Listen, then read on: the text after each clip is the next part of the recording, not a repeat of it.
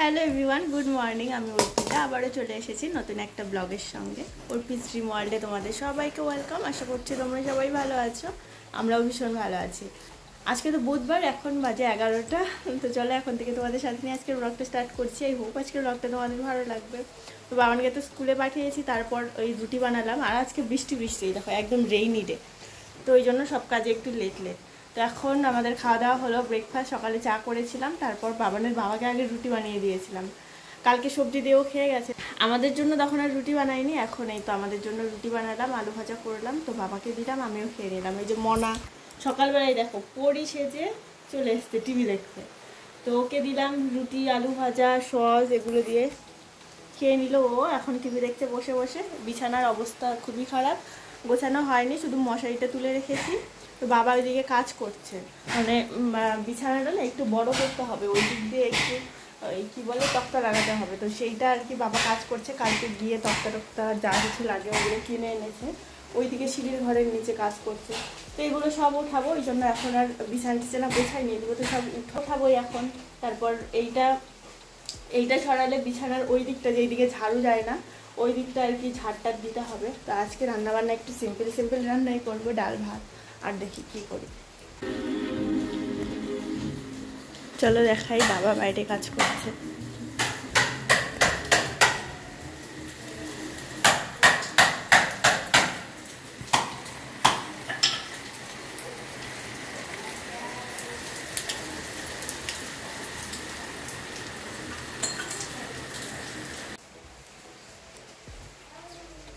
ওইটাকে ঘরে দিয়ে আসলাম, ঘর এই যে ওলেট পালেট হয়ে গেছে।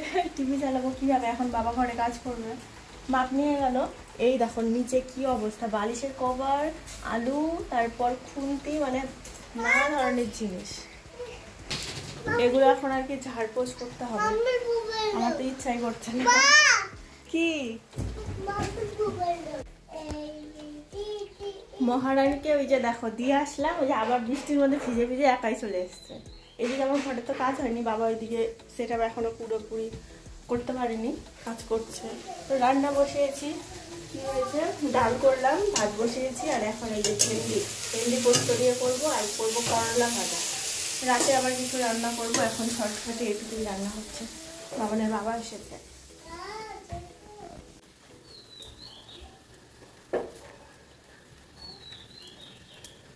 না দরজা ফরজা এরকম কাম করে না। ওই এদিকে ছোট, আবার কই উঠে পড়বো না। আয় আয় আয় আয়।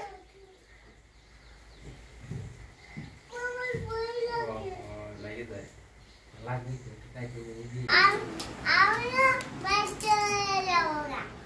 দেখো বড় বিছানা, এই যে বিছানা গুছিয়ে দিলাম, শুয়ে পড়লো বালিশ নিয়ে। এই যে এখন আর পায়ে যে বেরোয় না, বাড়তি অনেক জায়গায়।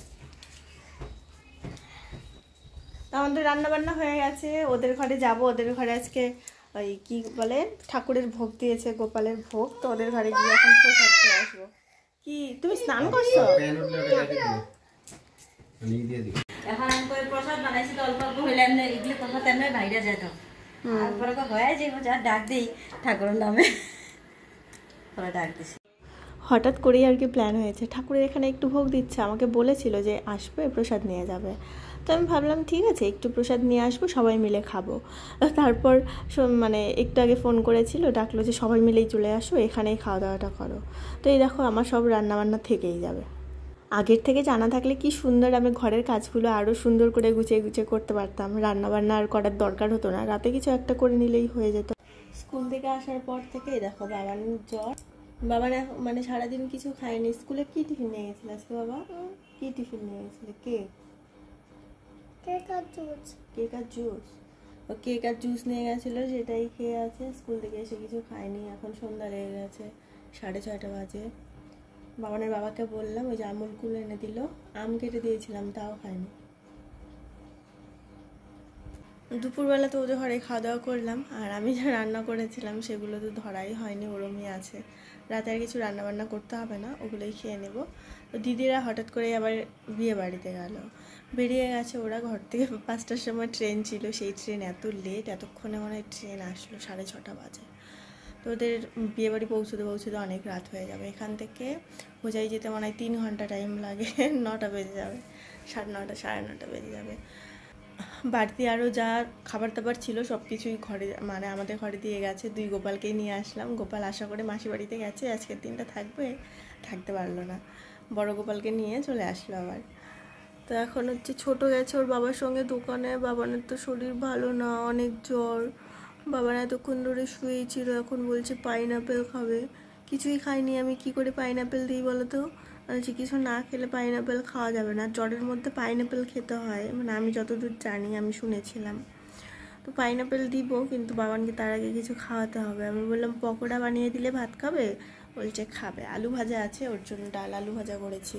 তো পকোড়া বানিয়ে দিব, পকোড়া বানিয়ে বাবানকে ভাত খাওয়াবো। আমুল কুলটা খেয়ে নে, কিছুক্ষণ পরে খাওয়াবো। ওষুধ খাওয়ানো হয়নি এখনো পর্যন্ত, কিছু খাইনি আমি, ওষুধ কি খাওয়াবো বলো তো?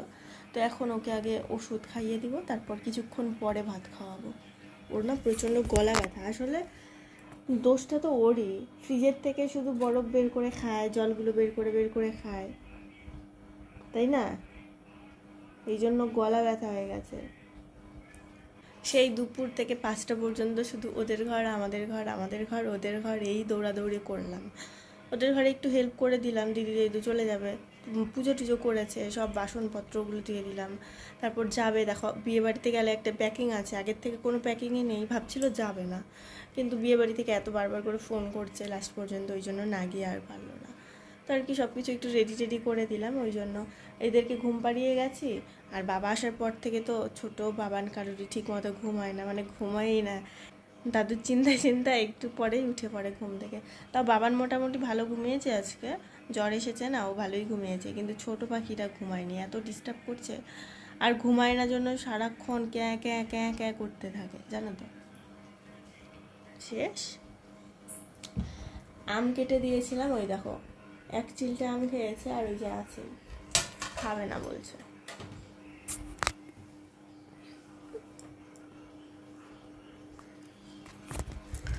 আজকের থেকে বেশ আরামে ঘুমাতে পারবো, এখন আর পা মেলতে কোনো অসুবিধা হবে না। কত অসুবিধে হতো বাবানের, বাবা তো পায়ের ওই দিকটা এই টি টেবিলটা দিয়ে রাখতো, আমার এই দিক তো কিছুই দিতে পারতাম না। মাঝখানে কয়েকদিন সোফাটা টেনে এই ঘরে নিয়ে আসতাম, আবার সকালবেলা হলে ওই ঘরে নিয়ে যেতাম। তো ওরম করতে আমার আর ভালো লাগে না, ডেইলি দিন ওরম করতাম। বলছি থাক, কষ্ট করেই থাকবো, আমি আর সোফাটা টানতে পারবো না, এমনিই থাকবো। ওই কতদিন এই টি টেবিল দিয়ে বাবানের বাবা থাকলো। যাই হোক, আজকে বিছানাটা ভালো হয়েছে, আরামে ঘুমোতে পারবো। এখন একটু রেস্ট করি, সন্ধ্যা দেওয়া হয়ে গেছে, বাবাকে চা বানিয়ে দেবো। জামা কাপড় তো সব ওয়াশিং মেশিনে দিয়ে দিয়েছি, ওগুলো কোথায় মেলবো? ওই ঘরটাতে, মানে যত যা আর কি সব মেলে রাখতে হবে।